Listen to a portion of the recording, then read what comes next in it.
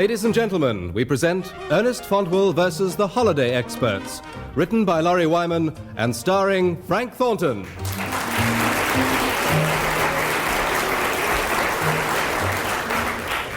How do you do? My name is Ernest Fontwell. Well, in itself, I'll grant you, it's not particularly amusing, but when it comes to fighting the experts in anything, we are all Ernest Fontwells. The moment they suspect we have a bob or two, they're after it. This week, I'd like to tell you how to fight off the holiday experts. Don't fall for all those adverts that say, "Fly me, I'm Samantha," or Davinia. If you're a Fontwell, all you'll cop is 15 stone of Gladys.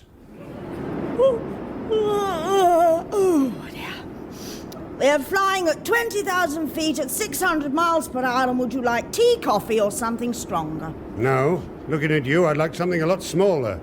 But if possible, awake. Oh, stone me, why do I always get the pernickety passengers? You are stuck with Gladys here because it's a charter flight on a clapped-out freight plane.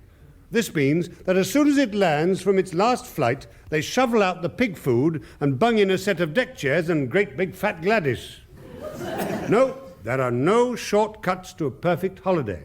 One must study the brochures. Come to sunny Spain and enjoy the unbounded luxury of the San Sebastian Hotel. Every room equipped with private bath, all overlooking the beach and sea. Which means that with a bit of luck, the foundations of the hotel will be laid about a week before you and your luggage arrive. If your luggage ever does arrive. Come to sunny Italy and enjoy the unbounded luxury of the Milano Magnifico Hotel. Every room equipped with private bath, all overlooked by everyone on the beach or in the sea. Which is much nearer the truth. Of course, there is a cheap way of having a holiday abroad. You can spend your entire fortnight off trying to get a visa from their embassy in order to spend a fortnight in their blasted country.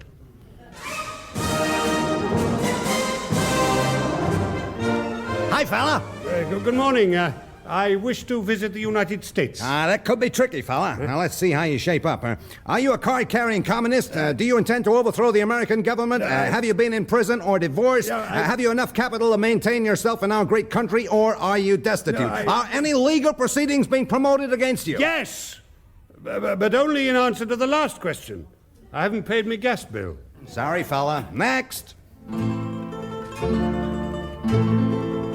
Good morning. I thought I would like to visit the glorious People's Soviet Republic to exchange the hand of comradeship between our two... Niet!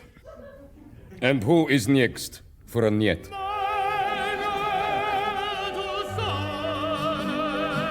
Good morning. I was thinking of visiting Rome. Si, signor. You wish to have audience with His Holiness? It can be arranged, and no trouble. Well, yes, that would be an experience. That will be 40,000 lira extra cash, of course. I don't think I'll bother. Sorry, no visa. Next. Let us be honest and admit that the Ernest Fontwells of this world should take their holidays at home. That way we cut down the chances of being either lost or arrested. At any coastal resort, we can always take advantage of the mystery coach tour. Excuse me, driver. No, what? Without wishing to be a pest, I do realize that this is supposed to be a mystery tour, but could you give us the slightest idea where we are going? Not that I wish to spoil the fun, you understand. Oh, you won't. I don't know where we're going either. I left me ruddy maps in the garage. All of which gives you a great deal of confidence, particularly if you happen to have noticed a completely bald front tire as you got in. A fat lot of good your stick of souvenir rock is going to do you if that rotund heap of thin rubber goes halfway down the hill to the Cheddar Gorge. Of course, if you happen to be an enthusiast, there's nothing more relaxing or alcoholic than a fishing holiday. After being poured out of a pub with your angling friend, you stagger to the nearest bridge, chuck your line in, and open another bottle. Then comes that magic moment when your equally pie-eyed friend jerks your arm and says... Shush, Freddy, you'll fish-le the frightener away. Ernie. Now, what? Well, this bridge we're on, I think you'd better haul your line in. Why? You mean I've caught something? No, but there's a train coming.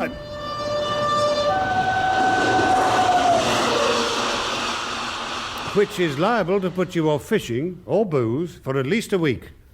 Another incredibly boring way of wasting your holiday is bird watching. Oh, you dirty old devil. I'll have the law on you as soon as I've got my clothes on. Which probably means bird watching isn't so incredibly boring after all. Mind you, it might be wiser to buy binoculars. You don't get belted one with a wet bikini quite so often. Now, holiday camps can be fun, but you do need to be specially trained in endurance to enjoy them. The relentless round of unbridled gaiety can prove a bit much if you're over 14. Far better to save up for a couple of years and stay at a luxury hotel, complete with agile staff, always at your service and willing to help. Oh, thank you very much, sir. Oh, my word, them stairs are a killer. Now, if you'd like to put your cases down on the cabinet,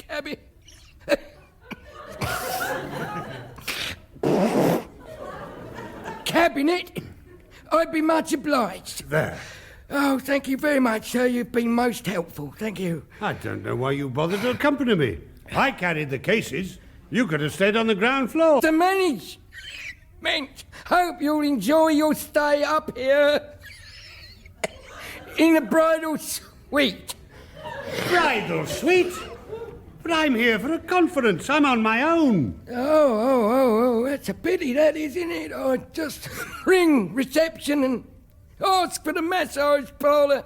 That should solve that little problem. Well, at worst, reception will help you out herself. But to be honest, she's a bit past it. Unlike myself. Of course, a much cheaper way of losing your money is a camp holiday, if you'll pardon the expression. But take no chances. Just buy a second-hand tent from a friend or order one through the papers. 1 foot inside the door of the camping and tent specialists and the expert will pounce. Good morning. Exactly what would you like me to do for you? I do have quite a large selection. Yes, you do, don't you? Yes. Yes, I noticed as I came in. No, actually, I was looking for something not too expensive in tents. Perhaps you could suggest something. Mm-hmm. Interesting. Something suitable for my wife and myself. Oh. Well, there's the catalogue. Have a shufty for yourself. There's bound to be a load of old canvas and string that'll suit you. How very obliging. Of course, being a Fontwell, and therefore a twit, we finally get talked into the giant maxi super version at the back of the catalogue, which means you'll be sitting in a field eating baked beans for a fortnight because you can't afford anything else. And even they have to be warmed in a tin over your cigarette lighter after paying for the tent. Never mind, you eventually erect the blasted thing in a howling gale and persuade yourself that you're having a wonderful time until the expert camper turns up at your flap door. Morning, chum. Have you been camping a long time, have you? Well, no, this is my first time, actually. Oh, really? Oh, strange that. Seeing as your tent is the old Mark IV model, I thought you must have hung on to it, you know. No, I've only just bought it. Oh, really? Oh, no. I thought the manufacturers had withdrawn them all. Yeah, it got done under the Trade Descriptions Act, they did. I have a feeling I don't want to know the answer, but why? Well, the catalogue says the centre pole is old English pine. And? It's a load of firewood stiff with Dutch elm disease. Hey, you don't suffer from hay fever, do you? No. It's just as well.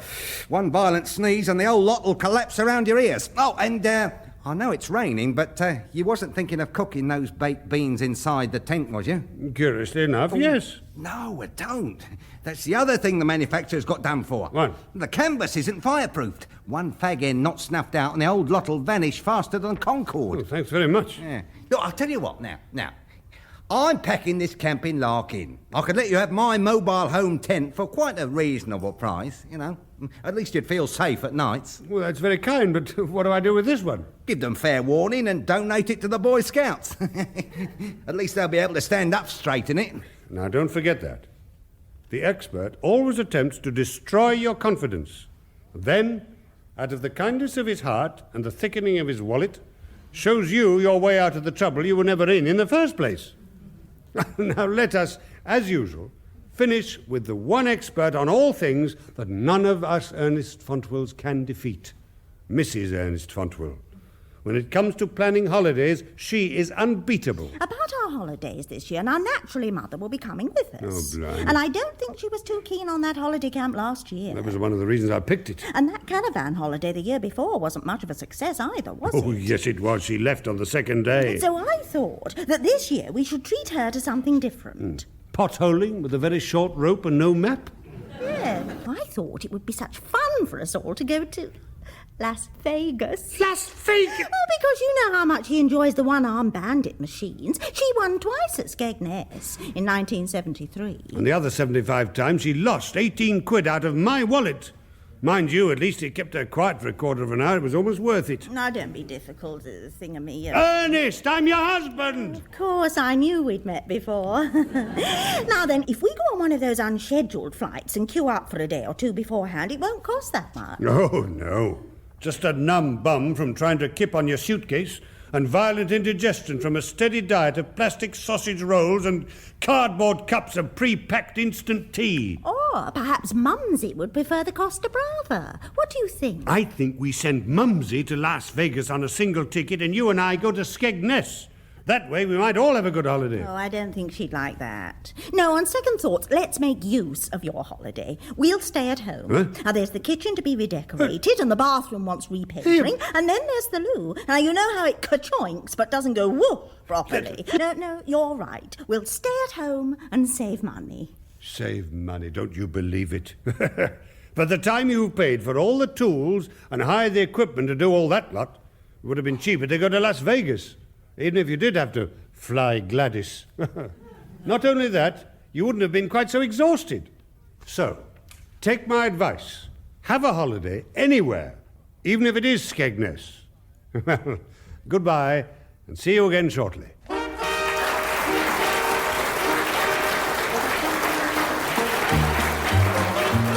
You've been listening to Ernest Fontwell versus the Holiday Experts, starring... Frank Thornton! Well done. I quite enjoyed it. As Ernest Fontwell. The show was written by Lawrie Wyman. And, look, do you mind reading the rest? Why? Well, I might miss my train. We're all going to Skegness on holiday. And the best of British. The show also included Patsy Rowlands, David Tate, and Bill Wallis, and was produced by Geoffrey Perkins.